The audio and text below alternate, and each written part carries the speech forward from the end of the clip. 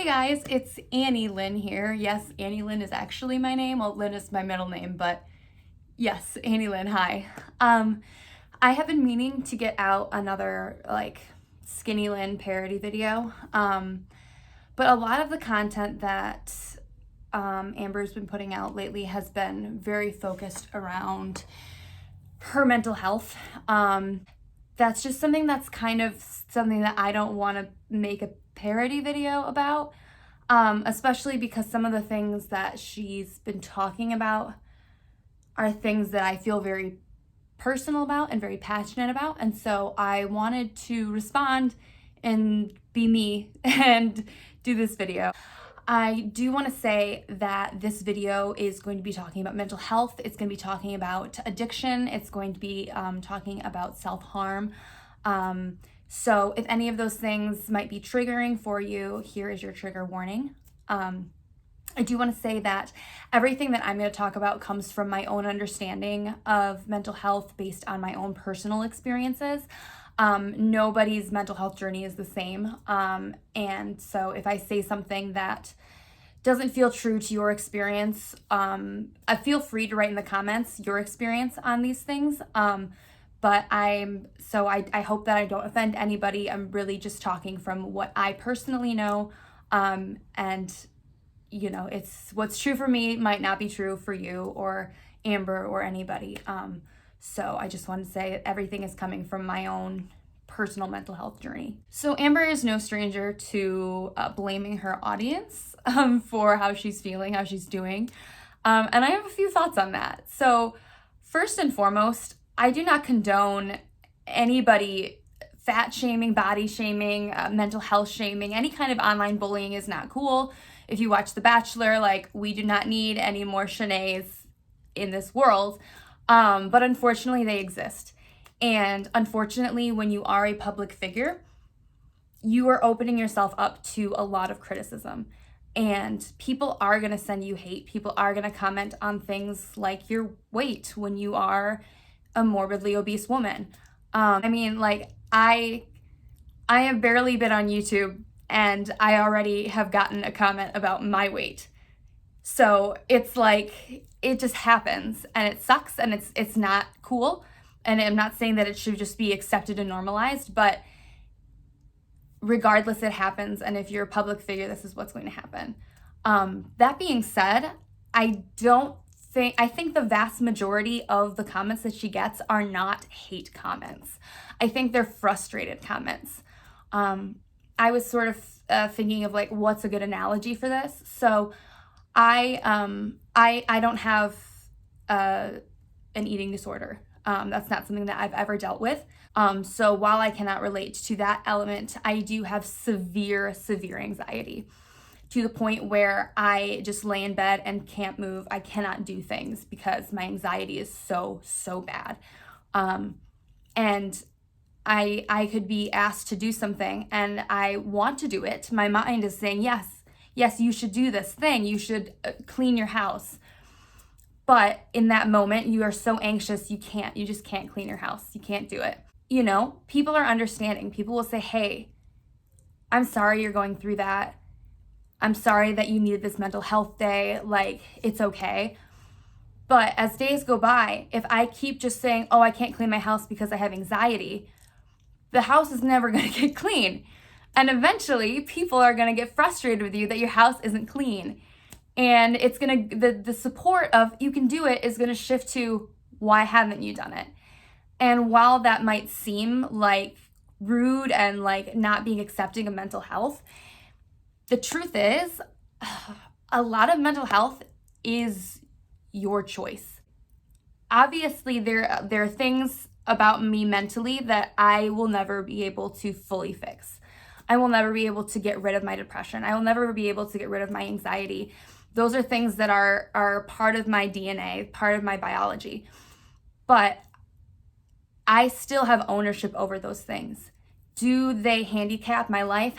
Absolutely. Do I still have the decision to get out of bed and clean my house? 100%. I still can. It's just really hard. But I still can. And if I decide you know what, I'm just going to use my mental health as a way to not clean my house, that's when people start getting frustrated. They can't, it's because you're not choosing to do it, is when people get frustrated. They want to see you fight. And AMBERLYNN Reid's not fighting at all. She is 100% using all of her mental health issues as a crutch, as an excuse. And that is what people are calling her out on. And that's not being rude against her mental health. That's just being like, hey, girl, it's time to make that choice. And I want to kind of spread that into making the choice to go to rehab. I have personally been, I guess, institutionalized, or I've been in, a mental health facility 3 separate times in my life due to self-harm, suicidal thoughts, really bad depression and anxiety. And the first one was my parents really pressured me. They were feeling like, you need to do this. The second time was actually friends and professors from my college who really urged me to do it. And the third time was completely 100% my choice. And that's the one I want to talk about. So obviously the last 2 that I went to were helpful, but not to the extent that the last one was. I decided one morning, I said, I'm tired of feeling this way. I'm tired of being depressed. I'm tired of being anxious. I'm tired of coping with my emotions by harming myself. I'm tired of that being the normal in my life. I'm tired of every day being the worst day ever. That's not a life I want to live. I'm miserable and I'm done. So I woke up, I packed a bag, I talked to my parents, and I said, I need you to take me to the hospital. I need to check in. This is something I need to do. I am not okay. And it was finally my decision of, I don't want to live this way anymore. I don't want to be this person anymore. And I think it's really that choice that matters. And that doesn't mean that it's easy once you make that choice. Oh, now it was so much work. I did inpatient care, and then I went to outpatient care. And then that was when I was diagnosed with borderline personality disorder. So I went to this therapy program called DBT, Dialectical Behavioral Therapy. And it was a year-long program, and I went to therapy twice a week. Once was group therapy, once was one-on-one therapy. And every week we had homework sheets that we had to fill out, and it was all about learning to rethink situations and kind of train our minds to cope with emotions and situations differently. And so this was something that I had to dedicate a whole year to. And I did. I did the assignments. I showed up. I wanted to be better. I wanted to understand my brain. I wanted to understand what are triggers for me. I wanted to understand why I feel this way when certain things happen to me. And I wanted to know, when I feel this way, what can I do that's not going to make me spiral? What can I do that's not going to be this quick fix? What can I do that's going to actually help me? And so I worked really hard to learn those skills and to gain those skills. And yes, to this day, I have horrible days still, but I live my life so much differently now. I'm so much happier. I can't solve the things that are biologically in my brain, but I do have control over how I deal with that. And I think that is the key, is wanting to learn and wanting to do that, even though it's hard. It's so hard to choose that. It's so hard to choose to get up and clean your house, but you have to. And I think when Amber was saying that, oh, I know that I'll go and I'll probably lose a lot of weight in rehab, but then when I come out, I just know I'm going to binge. That to me shows that she doesn't want to get better. Someone who wants to get better isn't going to go in there saying, well, I just know that I'm going to binge. I know that I'm going to fail. No, someone who genuinely wants to work and try to get better goes to rehab, goes to the classes, takes notes, and then goes home. And it's a choice. It's a choice not to binge. It's a choice not to self-harm. It's a choice not to drink and not to do drugs. It is a hard choice. It is so, so hard. And sometimes we slip up. That's true. But it is your choice ultimately. And by going to rehab and seeing therapists and actually taking your medication, it will help you make those choices better. It will help you learn how to cope in that moment. It will help you say, I want to binge. What do I do to change that? What do I do? What do I need to do?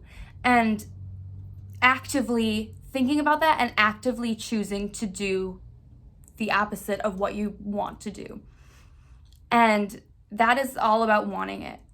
And it's hard work. And I don't think Amber really likes hard work, especially because most addictions come from, it's a coping mechanism. It comes from something else that's deep down inside you, whether it's childhood trauma or just years of abuse or even a recent abuse situation. I mean, it doesn't even have to be abuse. It's just what's coming to my mind right now. There's a million different reasons why people have issues and need to cope with it in some way. And Amber needs to figure out what's going on in her heart and in her head.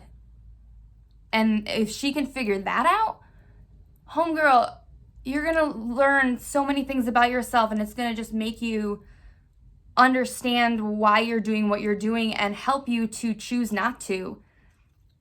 Like you said, you filled out like a billion journals, writing and understanding. If that's true, then why are you binging? And why are you filming your binges? And why are you blaming us for being upset that you are not making the choice to be better? Because guess what? Despite your mental health, because let me tell you, I get it, you have the choice. Every single day, you have the choice to make how you want to do it. And it's hard. It's hard. And I honestly think that if she really made the decision and showcased her struggle not to binge and showcase what she does to not do that and be raw and real, people would be so excited for her. And then there's Wifey, who she claims is so supportive. And support comes in so many different ways with mental health. Again, everybody has different needs. Everybody reacts differently to different things. And you know, especially if it's your partner who is the one dealing with this, you really need to learn how to help them. And it sounds like Wifey helps Amber in a way that makes Amber feel good, but Amber doesn't want to get better. So what Wifey's doing is clearly not helping her get better. She's not challenging Amber in any way. I think about it in the sense that I self-harmed for years. And I think about that in the sense of I would never imagine if you were in a room and someone was just self-harming themselves in front of you. Would you go, are you sure you want to do that? Are you really sure? Well, okay. No, you would not. And binging is a form of self-harm. And she could die. I mean, she's already had a cancer scare. She has so many health issues. Why? I'm just blown away by it. Like, Amber said that Wifey was really good at saying, hey, do you really want to do that? Are you sure? What Wifey needs to do is she needs to say, hey, give me your phone. You want to order something on DoorDash? Give me your phone. I'm going to hold it for 10 minutes. And you're going to go and do some other coping mechanisms. If you're going to write in your journal, you're going to work on your scrapbooking, you're going to do something else for 10 minutes. And if the 10 minutes are up and you still want to binge, then I will give you your phone back. Like, that would be a really good first step, I think. Just showcasing that sometimes what that feeling in that instant is just a feeling in that instant. And if you divert your brain, if you divert the emotions and feelings that you're feeling into something else, you will realize that you don't need to be doing those things that you've been doing, in this case, binging, all along. Like, just go over there for 10 minutes and just breathe. Like, do whatever it is that you need to do, whatever works for you. But that's what I think needs to happen. And then if she still wants to binge, okay, but at least she tried something else first. I think that would have been, I think that's something that would be really, really great for Wifey to do. And the fact that she is gaining weight again, the fact that she is blaming us, the fact that she's saying that rehab wouldn't work, the fact that she's not taking meds, that's a choice right there. That's a choice to get better. Take your pills every day. It is so easy. And like, don't get me wrong. I know what it's like to struggle to take your pills sometimes. I do know what that's like. I've definitely had times where I've gone a few days without taking my pills and you feel like crap. You really do. And that doesn't help the situation, but it is so simple and it's a choice and it's an easy choice and it's one step to making you feel better. And she's acknowledged that it makes her feel better. That's a thing that wifey can do. Wifey can be like, hey, did you take your pills today? Did you take your pills today? No? Let's go get your pills and have you take them right now. Like, I know that seems like something that like your mom would do and she's a full-grown woman, but like if you care about your partner and they are struggling to make these decisions, then you need to help them. And I don't know, man, the whole situation is just so sad. It's so, so sad. And I don't even know if this response is what I was hoping it would be in the beginning because I just turned on the camera and started rambling. But at the end of the day, AMBERLYNN REID, if you ever watch this, it's hard. It's so hard, but it's your choice. It is your choice. And I know it feels like you have arms and heaviness pulling you back and not allowing you to do things, but you can. You can. And if you get yourself to do it, you will feel so amazing and so powerful. Allow yourself to make that choice. Please. Please make that choice for the sake of your life. You only have so much time left, which is really sad. So make the choice to live. And everybody out there who's struggling, it is so hard. And it is okay to get help. It is okay to fight that fight. It's okay to ask people to help you fight that fight. I call my mom every day to help me through things all the time because I need that help. I need to talk through scenarios before I make a quick judgment and freak out. Figure out where your support system is. Figure out what the best support system is for you to succeed and make that choice. Amber, I hope that you make that choice because I made that choice several years ago and it has not been all rainbows and sunshine since then. But I can tell you that like every day I'm ready to live. Every day I'm ready to live my life and be better. It doesn't matter if I have a bad day, that's okay. The next day, we're going to do it. And that's what you need to do. And you just need to want it. Because you are stronger than your mental health. It's just figuring out how to find that strength, whether it's a therapist, whether it's medications, whether it's going into rehab. But it's a long journey. It's hard work. But my goodness, is it worth it? So that's all I have to say about that. I hope something about this was coherent. I don't know. I'm at almost 30 minutes of rambling. But yeah, thank you so much for watching. Thank you so much for enjoying what I've put out so far. I know this isn't like funny or anything, but I just felt so strongly about it, especially going through my own demons and going through my own time in a mental hospital multiple times. I just felt like heavily connected to her situation right now and extra frustrated and just wanted to say something. So yeah, I will hopefully come out with a funny video again soon, but I just had to say something about this. So thank you so much. Bye.